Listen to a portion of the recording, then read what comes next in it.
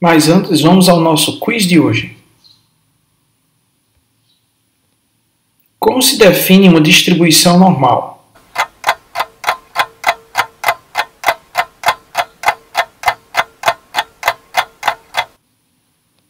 Quais os parâmetros envolvidos em uma distribuição normal?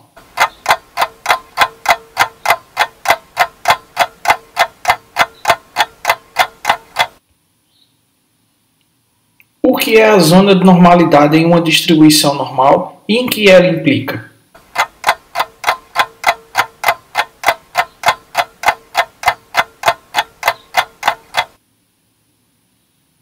O que é o intervalo de confiança para uma média?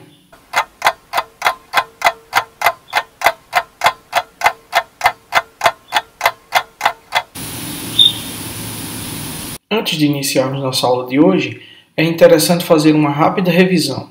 Diz-se que uma distribuição de dados é considerada normal quando média, mediana e moda têm exatamente os mesmos valores e quando a representação gráfica dessa distribuição ela é simétrica e mesocúrtica, a partir desse ponto de tendência central. Quando uma distribuição de valores obedece a essas regras, ela é considerada uma distribuição normal ou gaussiana, como nós vimos na aula passada. Essa distribuição ela deve ser simétrica e essa simetria deve ser calculada através de fórmulas específicas. Uma vez checada se a distribuição é normal e simétrica, também devemos checar se ela é mesocúrtica. Nós devemos verificar se essa distribuição não é alongada demais, isso é leptocúrtica, ou achatada demais, isso é platicúrtica, na região ao redor da medida de tendência central. Para isso também há um cálculo específico que determina essa curtose. Como podemos saber se os dados são distribuídos normalmente? Para isso, é possível fazer testes de hipótese para testar a normalidade desses dados. Os principais testes de hipótese são o de Agostino-Persson, Shapiro-Wilk, Anderson-Darling e Kolmogorov-Smirnov. O teste de Agostino-Persson é um teste muito poderoso para testar a normalidade, entretanto ele exige amostras um pouco maiores. Já o teste Shapiro-Wilk ele é um teste de poder mediano e exige uma amostra não tão grande assim. Também teremos o teste de Anderson-Darling e, por último, o teste de Kolmogorov-Smirnov, que serve para pequenas amostras, mas apresenta o menor poder entre eles. Então, na aula de hoje, nós aprenderemos sobre como funciona a lógica bayesiana, como fazer testes de hipóteses e o que significa o valor de P. A lógica bayesiana ou inferência bayesiana é um método estatístico inferencial que consiste na avaliação de hipóteses pela máxima verossimilhança, que é um método para estimar os parâmetros com base em um modelo estatístico a partir de um conjunto de dados amostrais. Então, com base em uma amostra, nós estimamos qual seria o valor para o parâmetro da população. Uma grande diferença entre a inferência probabilística e a inferência bayesiana é que, enquanto a inferência probabilística quantifica a chance de ocorrência de um dado evento num futuro, a verossimilhança, que é a base da inferência bayesiana, ela quantifica o quão plausível é uma hipótese ao serem consideradas todas as evidências já ocorridas. Enquanto o estudo de probabilidade geralmente implica em um estudo prospectivo, isso é, daquilo que ainda vai ocorrer, a verossimilhança é um estudo retrospectivo. É um estudo da plausibilidade de hipóteses baseada nos eventos que já ocorreram.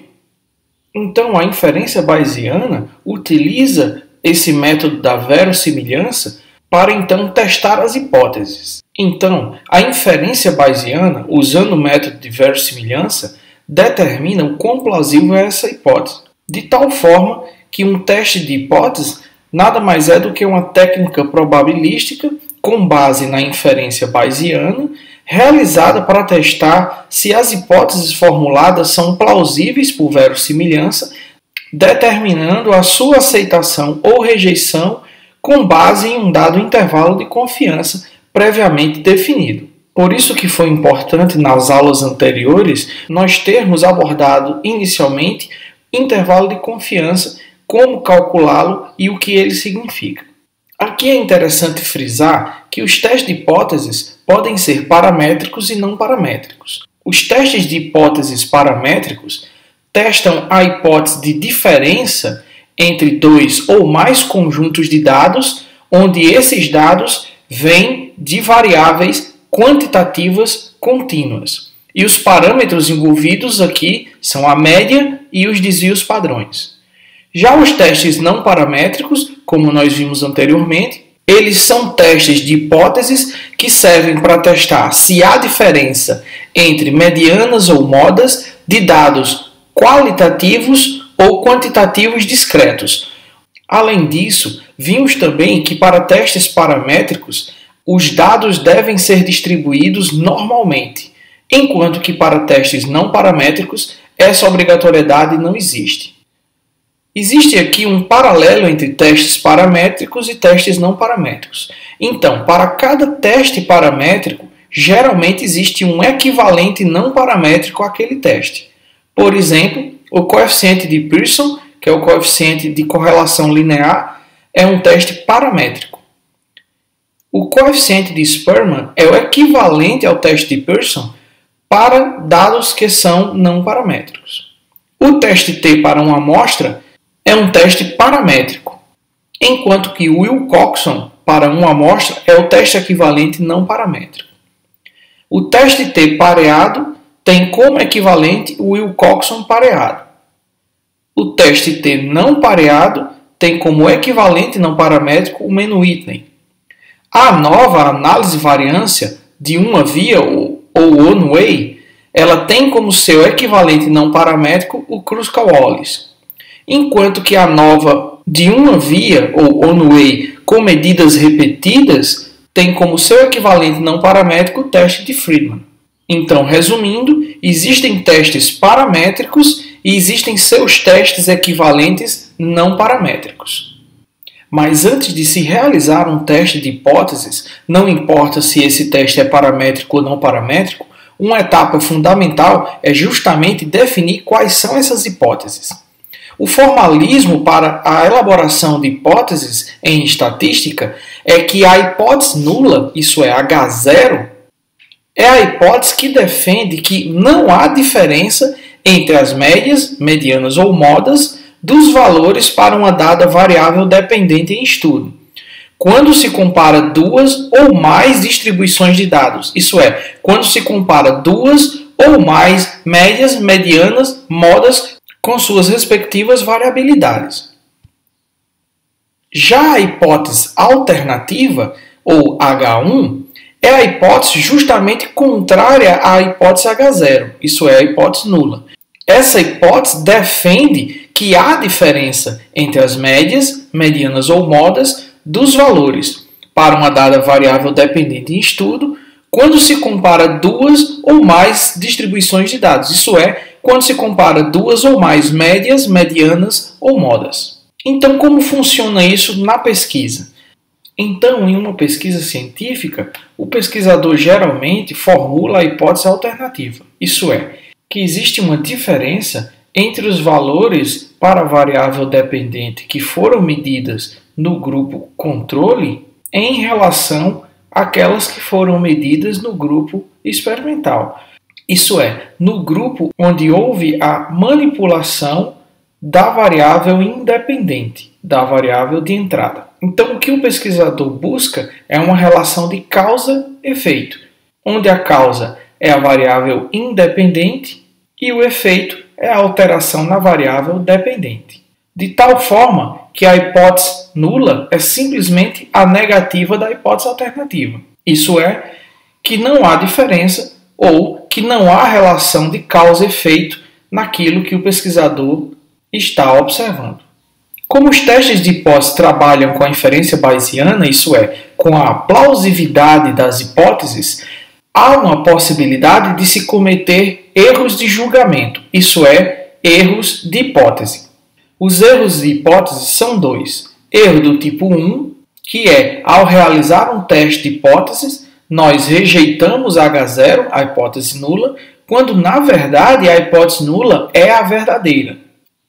Ou então, erro do tipo 2, que é aceitar a hipótese nula, isso é, aceitar a igualdade dos valores entre os grupos, quando na verdade a hipótese nula é falsa. E dado justamente os erros do tipo 1 e 2, um novo conceito surge, que é o conceito de poder do teste de hipótese.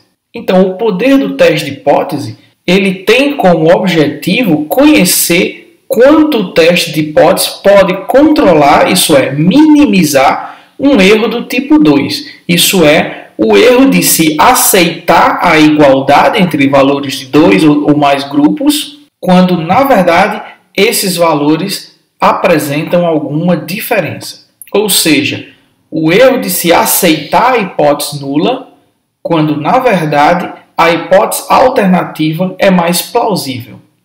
Então, quando eu disse que o teste de D'Agostino-Pearson é o teste mais poderoso para testar a normalidade de um conjunto de dados, o que eu quero dizer é que aquele teste ele minimiza ao máximo as chances de se cometer um erro do tipo 2, isso é, de aceitar H0 quando na verdade H0 é falso, ou seja, de dizer que aqueles dados vêm de uma distribuição normal quando na verdade eles não estão normalmente distribuídos. Então o teste de D'Agostino-Pearson é um teste muito mais exigente em determinar a normalidade ou não para um conjunto de dados. Dois fatores que afetam diretamente o poder de um teste de hipóteses são o tamanho da amostra, isso é o nosso N, onde quanto maior for o tamanho da amostra, maior o poder do teste.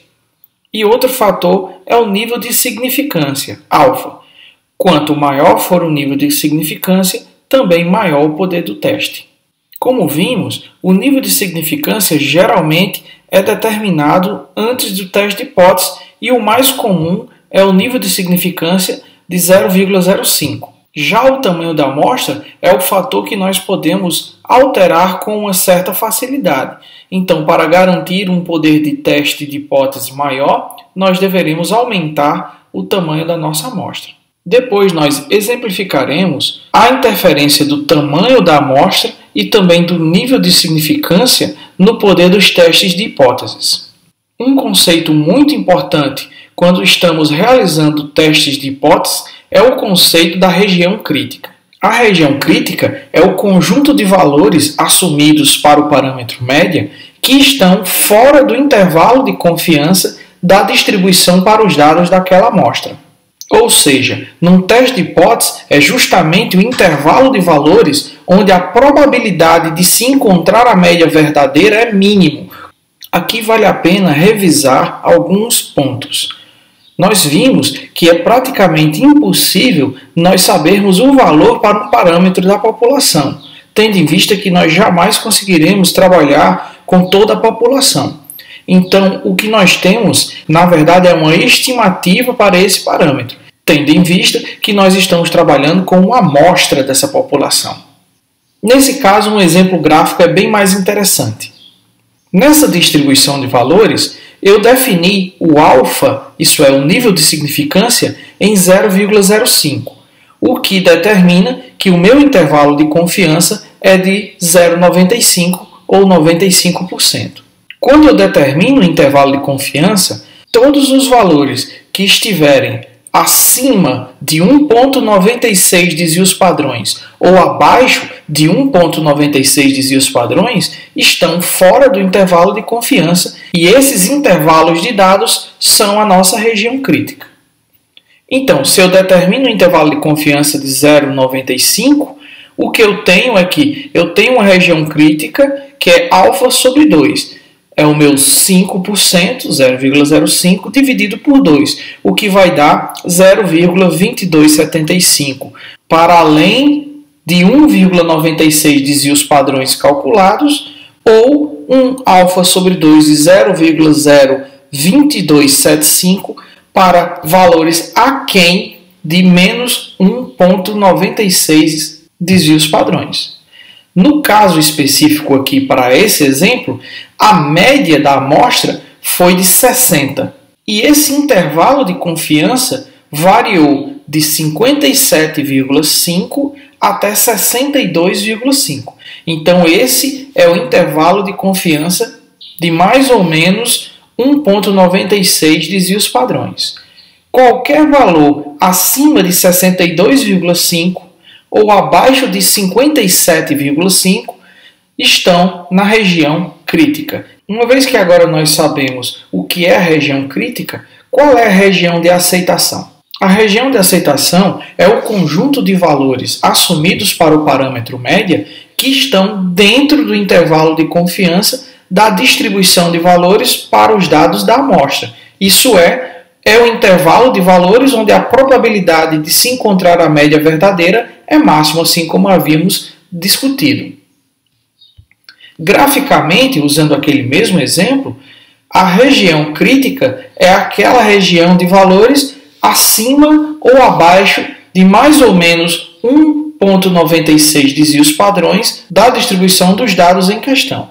Já a região de aceitação é exatamente equivalente ao intervalo de confiança. Isso é a região entre os valores dentro do intervalo de confiança. Nesse exemplo, de 57,5 até 62,5. Então, como vocês já devem ter percebido, determinar o intervalo de confiança é o mesmo de determinar a região de aceitação, bem como implica em também determinar a região crítica. Então, quando eu escolho um alfa de 0,1, eu determino um intervalo de confiança de 90%, isso é, de 0,9. Por consequência, a minha região de aceitação vai ser de 90% e a minha região crítica será de 10%, sendo que essa região crítica ela é dividida entre 5% maior do que mais 1,65 desvios padrões e 5% para valores menores do que menos 1,65 desvios padrões. Então, todos os intervalos que estiverem além desse valor ou aquém desse valor são considerados na zona crítica. Se eu escolho um alfa de 0,05, eu determino um intervalo de confiança de 95%. Logo, a minha região de aceitação será de 95%, ela aumenta um pouco mais em relação à anterior. E a minha região crítica cai para 5%, sendo que 2,5% dos valores são acima de mais 1,96 desvios padrões e 2,5% partem de valores inferiores a menos 1,96 desvios padrões. Já escolhendo um alfa de 0,01, eu determino um intervalo de confiança de 99%, minha região de aceitação sobe para 99% e minha região crítica cai para 1% em relação à anterior. Sendo que 0,5% estará no intervalo de valores acima de mais 2,58 desvios padrões e 0,5% estarão a valores abaixo de menos 2,58 desvios padrões. A escolha do nível de significância alfa tanto implica na escolha do intervalo de confiança como na região de aceitação e também na região crítica. Então, num teste de hipótese, qual é a relação entre a região crítica e a aceitação ou rejeição da hipótese nula, isso é, de H0? Se o valor da média de uma distribuição A, por exemplo, estiver dentro da região de aceitação de uma distribuição de dados B, a hipótese nula deve ser aceita, com a menor probabilidade possível de se cometer um erro do tipo 1. Ou seja, se eu estiver comparando a média de um conjunto de dados A com a média de um conjunto de dados B, e a hipótese nula defende que essas médias sejam iguais, se a média do conjunto B estiver dentro do intervalo de valores para a região de aceitação na distribuição A, a hipótese nula deve ser aceita. Isso é, não há diferença entre as médias do conjunto A e do conjunto B. E a probabilidade de erro do tipo 1 é a menor possível. Já, se o valor para a média de uma distribuição A estiver dentro da região crítica para uma distribuição B, a hipótese nula deve ser rejeitada. Então, eu aceito a hipótese alternativa. E, com isso, eu tenho a menor probabilidade possível de se cometer um erro do tipo 2. O erro do tipo 2 é aquele em que eu aceito H0 quando, na verdade, H0 é falsa. Isso é, quando, na verdade, a hipótese nula não é plausível. Mais uma vez, o que isso significa? Se eu estou comparando a média de um conjunto de dados A com a média de um conjunto de dados B, e a média do conjunto de dados B está dentro do intervalo de valores da região crítica para a distribuição A, eu devo rejeitar H0. Isso é, eu devo rejeitar a hipótese nula. Então, como isso funciona na prática?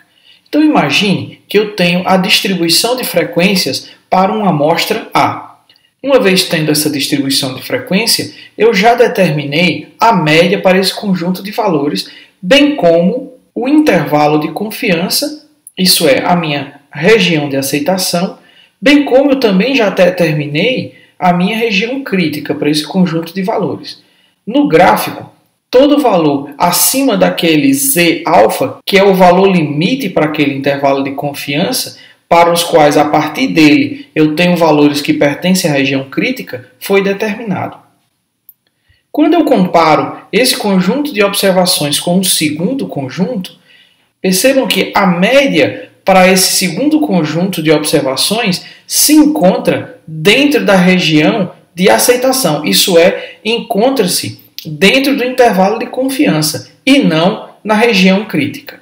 Então, quando isso acontece, nós aceitamos H0. Isso é, a diferença entre esses valores médios é creditada meramente ao acaso, ou seja, à variabilidade dos próprios dados dentro das amostras. Entretanto, se ao comparar os dois conjuntos de dados, a média do segundo conjunto se encontra dentro da região crítica para o primeiro conjunto, nós então rejeitamos H0, admitindo que essa diferença entre os valores da média são maiores do que aqueles que são creditados ao acaso, ou seja, à variabilidade dos próprios dados. Por fim, nós chegamos ao significado do valor de P, que é muito comum aparecer nos testes de hipótese. Uma vez determinando o intervalo de confiança, nós também teremos determinado a nossa região crítica. E nós também teremos determinado um valor de P no caso de rejeição de H0. Nesse caso, quando o alfa é de 0,1, o intervalo de confiança é de 90% e a nossa região crítica é de 10%. Então, no caso de rejeição de H0, dado esse intervalo de confiança e essa região crítica, a probabilidade de ter cometido um erro do tipo 2 é inferior a 10%. Quando optamos por um alfa de 0,05, o nosso intervalo de confiança vai para 95%, a nossa região crítica para 5%, e uma vez rejeitando H0, a probabilidade de cometer um erro do tipo 2 é inferior a 0,05, isso é, inferior a 5%. Já escolhendo um alfa de 0,01, o nosso intervalo de confiança é de 99%, a nossa região crítica é de apenas 1%, e uma vez eu rejeitando H0 num teste de hipótese, a probabilidade de eu ter cometido um erro do tipo 2 é inferior a 0,01, isso é, inferior a 1%. Então, quando nós determinamos o intervalo de confiança, automaticamente nós temos um valor de probabilidade de erro do tipo 2 associado a esse intervalo de confiança. Percebam que o nível de significância é exatamente igual ao valor de probabilidade de se cometer o erro do tipo 2. Isso é, o erro de rejeitar H0, quando na verdade H0 é a hipótese mais plausível. Em estatística, praticamente todos os estudos têm um alfa de 0,05. Isso é, trabalham com intervalo de confiança de 95% e uma região crítica de 5%. Então, sempre nós teremos associado uma probabilidade de erro do tipo 2 nesses estudos inferior a 0,05. Isso é, inferior a 5%. Esse é o gold standard, o valor padrão para praticamente todas as análises estatísticas que vocês verão. Eu sei. Muita teoria, né? Então, que tal vermos isso na prática e com valores reais? Nesse exemplo, eu utilizei um site na internet para realizar uma distribuição de frequências para um dado conjunto de dados. Chamaremos isso de distribuição A. Eu inseri um conjunto de dados referentes à altura em centímetro de um grupo de mulheres. Para essa distribuição A, eu selecionei um nível de significância alfa de 0,05. Isso implica em um intervalo de confiança de 95% e um valor de P de 0,05, como destacado aqui. Ao calcular a média e o desvio padrão para esse conjunto de valores, nós obtemos que o valor médio para a altura desse conjunto de mulheres é de 155 centímetros, com um desvio padrão igual a 10. Como nós vimos também, o intervalo de confiança de 95% determina que os valores críticos, isso é, o valor de Z, é de mais ou menos 1,96 desvios padrões. Como o desvio padrão calculado foi de 10, 1,96 vezes 10 dá um valor de 19,6 centímetros. Se eu acrescentar esse valor de 19,6 centímetros ao valor da média, eu terei o meu Z superior, que é calculado em 174,6. Então, essa é a minha primeira região crítica. Qualquer valor acima de 174,6 está nessa região crítica. Já, se eu subtrair 19,6 da média, eu terei um valor para a região crítica inferior de 135,4 centímetros. Então, minha segunda região crítica vai ser valores inferiores a 135,4 centímetros.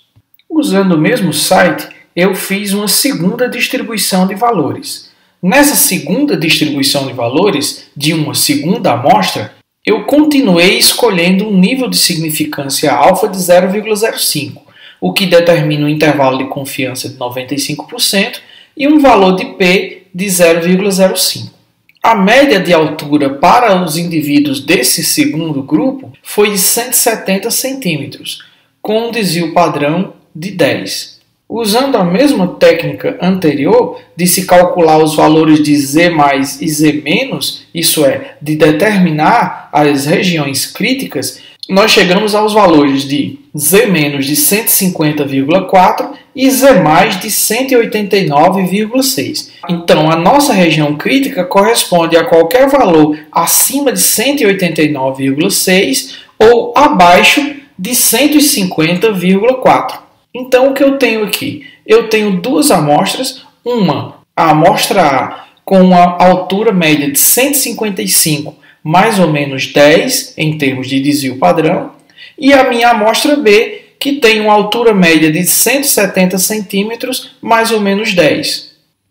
Então, ao realizar um teste de hipótese, onde nós queremos checar se essa diferença entre os valores médios se dá meramente ao acaso ou se ela é significativa do ponto de vista estatístico, o que um teste de hipótese efetivamente faz é ver se o valor da média para o conjunto de dados B está dentro ou fora da região crítica para o conjunto de dados A. Para a distribuição A, nós calculamos que os valores limites para as regiões críticas são de 174,6 e de 135,4.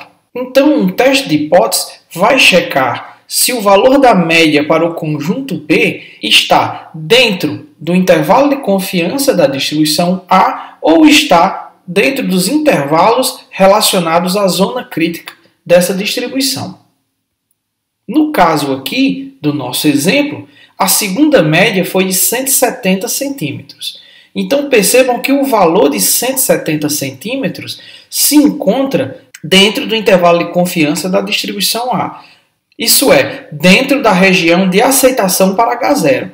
Então, quando eu comparo essas médias, eu devo aceitar H0, tendo em vista que 170 está compreendido no intervalo entre 135,4 e 174,6. Logo, essa diferença entre os valores da média da altura do conjunto A e do conjunto B é acreditado somente à variabilidade normal de alturas entre os indivíduos.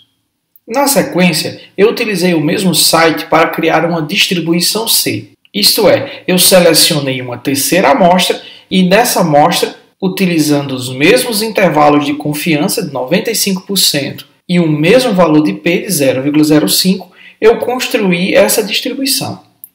Para essa distribuição, a média da altura foi de 150 centímetros, mais ou menos 10 em termos de desvio padrão. Então, para essa distribuição C, os meus limites críticos, isso é, os meus valores de Z, foram de 130,4 e de 169,6. Então, a minha região de aceitação de H0 ela vai de 130,4 a 169,6. Já as minhas regiões críticas são qualquer valor acima de 169,6 ou menor do que 130,4. Se eu comparar essa distribuição C com a minha distribuição B, eu terei o seguinte. A minha distribuição B foi aquela que teve uma média para os valores de altura de 170 centímetros. Percebam que 170 centímetros é um valor que se encontra além do valor limite para a minha zona crítica da distribuição C. Isso é um valor maior do que 169,6. Neste caso, essa diferença entre as médias de 150 e 170, dados esses desvios padrões, é considerada significativa. Em outras palavras, quando a média de um segundo conjunto de dados se encontra fora da região de aceitação, isso é, fora do intervalo de confiança para a segunda distribuição, eu devo rejeitar H0. Logo, essa diferença entre os valores médios é considerada significativa. E a probabilidade de eu ter cometido um erro do tipo 2 é inferior a 0,05, que é o meu valor de P. Então, é dessa forma que um teste de hipótese funciona. Recapitulando algumas coisas, nós já vimos que existem dois tipos de erro. O erro do tipo 1, que é rejeitar H0 quando H0 é verdadeiro, e erro do tipo 2, que é aceitar H0 quando H0 é falsa. E nós vimos também que o poder de um teste estatístico tem uma relação com o erro do tipo 2, de tal forma que o poder do teste tem como objetivo de conhecer o quanto o teste de hipóteses pode controlar, isso é, minimizar um erro do tipo 2, isso é, o erro de aceitar a hipótese nula quando, na verdade, a hipótese nula ela é falsa. Como conclusão, nós podemos chegar ao seguinte, que quando eu aumento o meu alfa, isso é, aumento o meu nível de significância, eu reduzo a chance de erro do tipo 2, isso é, o erro de aceitar H0 quando o H0 na verdade é falso. Aumentar o alfa é reduzir o intervalo de confiança. Reduzindo o intervalo de confiança, nós em contrapartida aumentamos o erro do tipo 1, isso é, o de rejeitar H0 quando na verdade H0 é verdadeiro.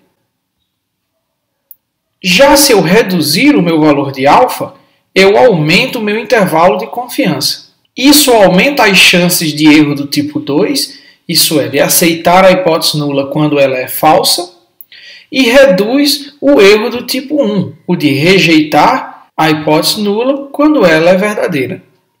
Que tal observarmos isso na prática? Se tomarmos aquele mesmo exemplo inicial de uma amostra de indivíduos do sexo feminino cujo valor de altura média foi de 150 centímetros, com um desvio padrão igual a 10 centímetros, se eu optar por escolher um alfa de 0,01, isso é, um intervalo de confiança de 99%, o meu valor de P cai para 0,01. Então, eu estou aumentando o poder do teste. Caso eu rejeite H0, a probabilidade de se cometer um erro do tipo 2 é inferior a 1%. Agora, os meus limites para as minhas regiões críticas são de 124,2 e 175,8. Como perceberam, o meu intervalo de confiança aumentou muito.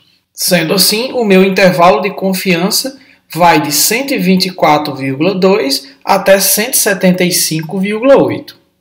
Se eu comparar essa distribuição de dados com uma outra distribuição de dados, onde o valor para a média foi de 170, mas eu tenho um intervalo de confiança de 95%, nós chegaremos à conclusão que a média de 170 se encontra dentro da região de aceitação de H0 para o primeiro conjunto, de tal forma que esse teste de hipótese nos permite aceitar H0, inferindo que essa diferença entre as médias é explicada ao acaso.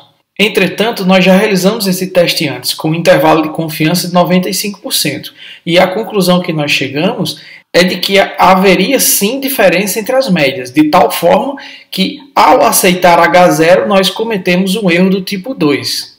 Então, como vimos aqui, diminuir o meu valor de alfa, aumentando assim o meu intervalo de confiança, aumenta o poder do teste estatístico. Entretanto, aumenta também as chances de cometer um erro do tipo 2. E se eu fizesse o contrário? Então, com aquele mesmo conjunto de dados, onde a média para a altura daquela amostra foi 150, o que eu fiz agora foi selecionar um alfa de 0,1, isso é, um intervalo de confiança de 90% e um P de 0,1. O que eu fiz então? Eu aumentei o valor de alfa e assim eu reduzi o intervalo de confiança. Com esse novo nível de significância e também esse novo nível de P, os meus intervalos de confiança variam entre 133,5 e 166,5. E as minhas zonas críticas vão de qualquer valor acima de 166,5 ou qualquer valor abaixo de 133,5. De tal forma que, se eu comparar essa distribuição com aquela distribuição onde o valor médio foi de 170, eu verei que o valor de 170 está dentro da região crítica para esse primeiro conjunto de dados, de tal forma que o teste de hipótese aqui faria com que nós rejeitássemos H0. Entretanto, nós vimos que essa mesma hipótese sendo testada com intervalo de confiança de 95%, naquele caso, nós aceitamos H0. De tal forma que aqui nós cometemos um erro do tipo 1. Então, como podemos ver, aumentar o valor de alfa aumenta as chances de erro do tipo 1, bem como se eu reduzir demais o valor de alfa, eu aumento as chances de cometer erro do tipo 2. Então, o que fazer?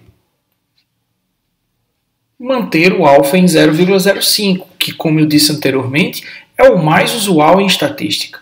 Com isso, nós trabalharemos com um intervalo de confiança de 95% e com uma probabilidade de cometer erro do tipo 2 inferior a 0,05, isso é, inferior a 5%. Eu poderia ter somente dito, pessoal, mantenham sempre o alfa em 0,5, trabalhando com intervalo de confiança de 95% e o P menor do que 0,05. Entretanto, é interessante saber por que disso. O porquê é que nós devemos manter um equilíbrio entre as probabilidades de cometer erro do tipo 1 e as probabilidades de cometer erro do tipo 2.